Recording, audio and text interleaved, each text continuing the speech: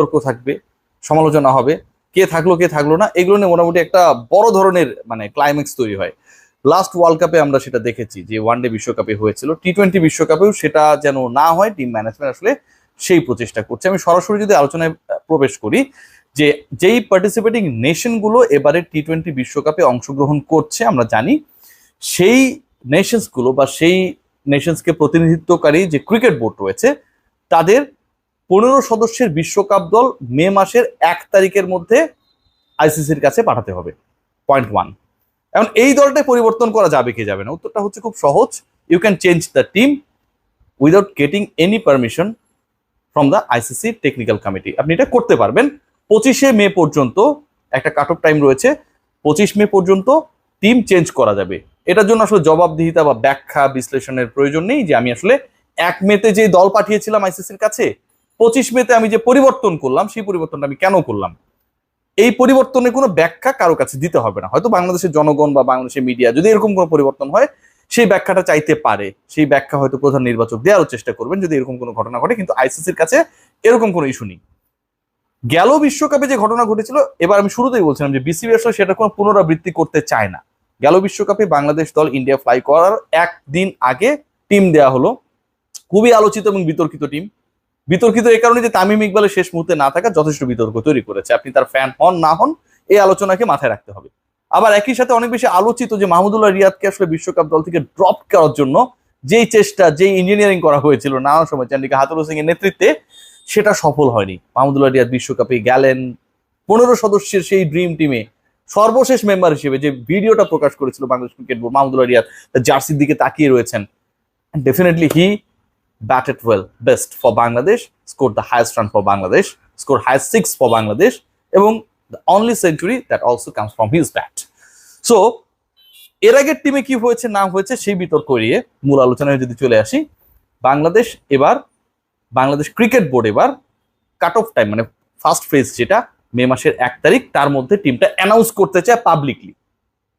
25 তারিখ পর্যন্ত দল পরিবর্তন করতে পারবো, মানে 24 তারিখে দল ঘোষণা করবো, ঢাক ঢাক গুড়গুড় করবো, গোপনে একটা আইসিসির কাছে দল পাঠালাম, এবং পরবর্তীতে আসলে আমরা ওই 24-25 তারিখে এসে আমাদের আসল দলটা অ্যানাউন্স করলাম, কারণ আমরা কনভিন্সড না আমাদের কোন ক্রিকেটারকে পাঠাবো না।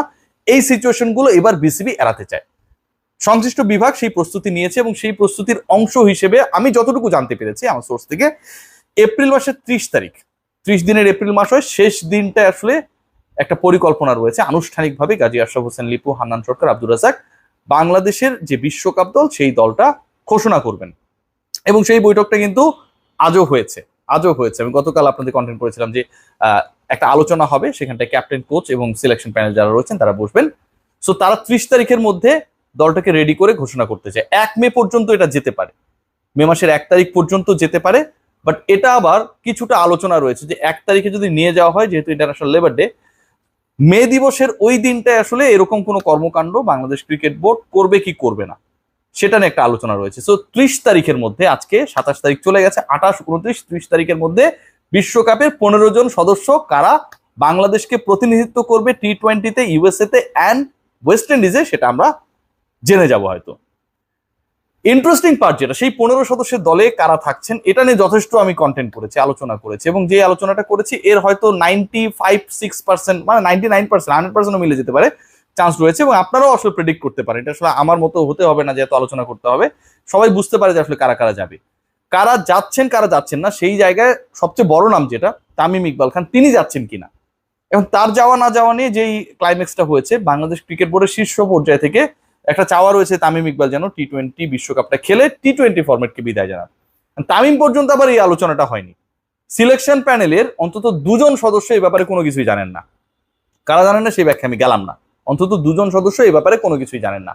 তামিম ইকবাল খান আজকে সকাল পর্যন্ত এই ব্যাপারে আনুষ্ঠানিকভাবে কিছু জানেন না। এখন আপনাকে টিম দিতে হবে, এবং cricket operations they are planning to declare the team 30 তারিখের মধ্যে বা 1 তারিখের মধ্যে প্রকাশ্যে, যে কারা কারা 15 জন যাচ্ছে বিশ্বকাপে। সো ওই জায়গায় যদি আজকে 27 তারিখ রাত পর্যন্ত যেই ক্রিকেটারকে নিয়ে সবচেয়ে বেশি আলোচনা হচ্ছে তিনি না জানেন, বা তার ব্যাপারে আলোচনা হচ্ছে, বা তাকে রাখা না রাখার কোনো পরিকল্পনা আছে কিনা টপ ম্যানেজমেন্টের, সিলেকশন প্যানেলের সদস্যরা না জানেন, ওই আশাটা আসলে ছেড়ে দেওয়াই ভালো। মানে আমার কাছে মনে হয়, আমার পয়েন্ট অফ ভিউ থেকে মনে হয়, বাংলাদেশ 17 সদস্যের একটা প্রাথমিক দল ঘোষণা করেছে জিম্বাবুয়ের এগেনস্টে, বিশ্বকাপের রিফ্লেকশন। টোটাল হচ্ছে এই দলটার সাথে আমি দুজনকে অ্যাড করতেই পারি, মুস্তাফিজ এন্ড সাকিব, মানে 19 জন হয়ে গেল।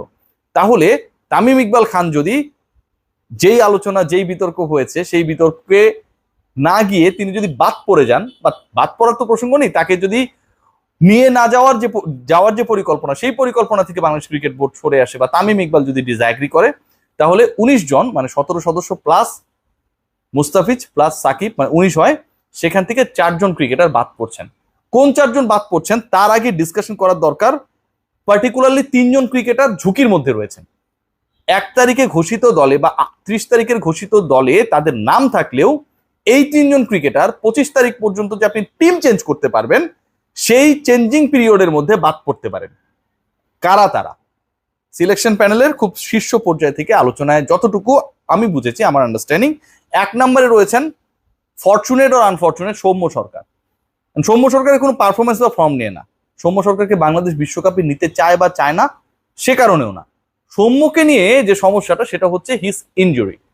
সৌম্য সরকার ইনজুরি থেকে কামব্যাক করার চেষ্টা করছেন, তার মতো করে রিহ্যাব করছেন, তিনি বিশ্বকাপের দলে থাকবেন, সেই আস্থা বা কনফিডেন্সটা আসলে সিলেকশন প্যানেল থেকে তাকে দেওয়া হয়েছে। কিন্তু তিনি যদি প্লেয়েবল অবস্থায় না থাকেন, অথবা তিনি নতুন করে জিম্বাবুয়ের এগেনস্টে 5টা ম্যাচ হবে, সৌম্য তো মাঠে নামবেনি, কোনো কারণে সেই ইনজুরি যদি আরো প্রলং করে, তাহলে সৌম্য সরকারের বাদ পড়ার চান্স খুব হাই।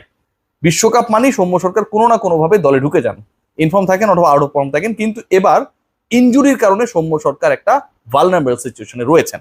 বাকি 2 জন ক্রিকেটারকে, এরপরের নামটা হচ্ছে মোহাম্মদ সাইফুদ্দিন, কেসটা অনেকটা সেম। বিশ্বকাপের যে 15 সদস্যের দল বিসিবি প্ল্যান করছে ঘোষণা করার, সেই দলে মোহাম্মদ সাইফুদ্দিনের থাকা নিয়ে কোনো ধরনের ডাউট নেই। সাইফুদ্দিন ডিপিএলও কম বেশি ভালো করেছেন, 50 ওভারি ক্রিকেটে ভালো করেছেন, ফরচুন বরিশালের হয়ে বিপিএল এ ভালো করেছেন, কনসিস্টেন্টলি উইকেট নিয়েছেন, রানস করেছেন, বেটার স্ট্রাইক রেটে ব্যাট করেছেন, এবং তার যে পজিশন পেস বোলিং অলরাউন্ডার, সেই জায়গাটায় আসলে বাংলাদেশের কোনো অপশন নেই। মিরাজ এবং আপনার শেখ মাহাদির আপনি অপশন নিয়ে আলোচনা করতে পারেন, দুজনে একই টাইপের আলোচনা। তাইজুলকে নাসুমকে নিয়ে আলোচনা করতে পারেন, তানভীরকে নিয়ে আলোচনা করতে পারেন, টাইপ একই। কিন্তু সাইফুদ্দিনের টাইপটা একদম রিশাদের মতো, only type, pace bowling allrounder. কিন্তু সাইফুদ্দিনের ওই ইনজুরি, সাইফুদ্দিন ইনজুরি থেকে কামব্যাক করেছেন, বিপিএল খেলেছেন, ডিপিএল খেলেছেন, ন্যাশনাল টিমের হয়ে খেলেননি। এবং ন্যাশনাল টিমের হয়ে খেলতে গিয়ে তিনি কি করেন সেটা সিরিয়াসলি সিলেকশন প্যানেল দেখতে চায়। কারণ সাইফুদ্দিনকে নিলে একজন পেস বোলিং অপশন কম নিতে হবে, একজন পেস বোলার কম চান্স পাবেন, পুরোপুরি ডিপেন্ড করতে হবে 3 জন প্রিমিয়াম পেস বোলারের উপর। তাদের যে কেউ আউট অফ ফর্ম হতে পারেন, ইনজুর্ড হতে পারেন, এটা একটা বড় ঝুঁকির কারণ। মুস্তাফিজ রয়েছেন সেখানটায়, তাসকিন রয়েছেন, শরীফুল রয়েছেন। সো সাইফুদ্দিনকে যদি চতুর্থ পেসার হিসেবে নেওয়া হয়, সেই সাইফুদ্দিন ফিটনেস ওয়াইজ ইন্টারন্যাশনাল ক্রিকেটে কোন অবস্থায় রয়েছেন জিম্বাবুয়ের এগেইনস্টে সেটা খেলিয়ে দেখা হবে। যদি মনোপুত না হয়, যেই সাইফুদ্দিনকে আমরা দেখছি সেই সাইফুদ্দিন যদি আন্তর্জাতিক ক্রিকেটে গিয়ে সেই একই রূপে প্রতীয়মান করতে না পারেন নিজেকে, সাইফুদ্দিন কাটলিস্টে পড়ে যাওয়ার একটা বড় ঝুঁকি এবং চান্সের মধ্যে রয়েছেন। তার যে নেমটা সেটা হচ্ছে আফিফ হোসেন ধ্রুব। তিনি যদি 15 মেম্বার্স স্কোয়াডে থাকেন, একটা আলোচনা রয়েছে যে আফিফ হোসেন ধ্রুবই হয়তো 15তম সদস্য হতে যাচ্ছেন বিশ্বকাপ দলে, যেহেতু হচ্ছে তার সাথে যার প্রতিদ্বন্দ্বিতা মিডল অর্ডারের ব্যাকআপ হিসেবে শামীম হোসেন পাটোয়ারি, তিনি ওই 17 সদস্যের দলেই নেই। তো বিশ্বকাপ দলে তার থাকার কোনো সুযোগও নেই। সো আফিফ হোসেন ধ্রুব যদি থাকেন, আফিফ হোসেন ধ্রুবর ব্যাপারে কোচের একটা নেগেটিভ অবজারভেশন রয়েছে। সিলেকশন প্যানেল তাকে দারুণভাবে ব্যাক করছে, আফিফ হোসেন ধ্রুবকে আমরাও ব্যাক করতে চাই। কিন্তু আফিফ হোসেন ধ্রুব যদি কোনো কারণে জ্বলে উঠতে না পারেন, there will be a possibility যে তিনি ড্রপ হয়ে ওই জায়গাটা অন্য কেউ রিপ্লেস করবেন। এখন ওই যে বললাম যে 17 সদস্যের প্রাথমিক স্কোয়াড ঘোষণা করা হয়েছে, সাকিব মুস্তাকিনের সংখ্যাটা হয়েছে 19 জন, 15 সদস্যের দল ঘোষণা করতে হবে। তো সেই 19 জন থেকেই তাহলে 4 জন বাদ পড়ছেন। কোন 4 জন আসলে বাদ পড়তে যাচ্ছেন সেই নামটা বলে আজকের ডিসকাশন শেষ করব। 1 নম্বরে যিনি রয়েছেন এখন পর্যন্ত যে আলোচনা, সেটা হচ্ছেন তানজিম সাকিব। তিনি টিকেও যেতে পারেন, আফিফ ধ্রুবকে ড্রপ করে 15 সদস্যের বিশ্বকাপ দলে তানজিম সাকিবকেও দেখা যেতে পারে, এরকম একটা ডিসকাশন রয়েছে, জোরালো ডিসকাশন রয়েছে। তবে বাদ পড়া যে 4 জনের তালিকা, সেখানটাও তাকে নিয়ে জোরালো ডিসকাশন রয়েছে। নাম্বার 2 তে পারভেজ হোসেন ইমন। পারভেজ ইমন ব্যাক করতে পারেন বা সুযোগ পেতে পারেন, subject to Soumya Sarkar injury. 3 নম্বরে রয়েছেন হাসান মাহমুদ, এবং চতুর্থ যে অপশনটা সেটা হচ্ছে তানভীর ইসলাম। যেহেতু বাংলাদেশ দলে শেখ মাহাদিও খেলবেন, সাকিব আল হাসানও খেলবেন, রিশাদও খেলবেন, 3 জন স্পিন অলরেডি হয়ে গেছে। সো তানভীরের সুযোগটা নেই। টিম নিয়ে অনেক ডিসকাশন করি, আপনারা অনেক গালিগালাজ করেন, লজিক্যালি করার চেষ্টা করি, আপ টু ডেট রাখার চেষ্টা করি, আপ টু ডেট থাকার চেষ্টা করি। ক্ষমা সুন্দর দৃষ্টিতে দেখবেন। বাংলাদেশের দল ঘোষণার প্রবাবল ডেডলাইন হচ্ছে এপ্রিলের 30 তারিখ, 1 তারিখেও চলে যেতে পারে। গতবারের মতো আইসিসির কাছে গোপনে টিম পাঠিয়ে পরবর্তী সময়ে তাড়াহুড়ো করে টিম ঘোষণা করা হলো, সেরকম ঘটনা এবার অন্তত ঘটছে না। সবাই ভালো থাকবেন।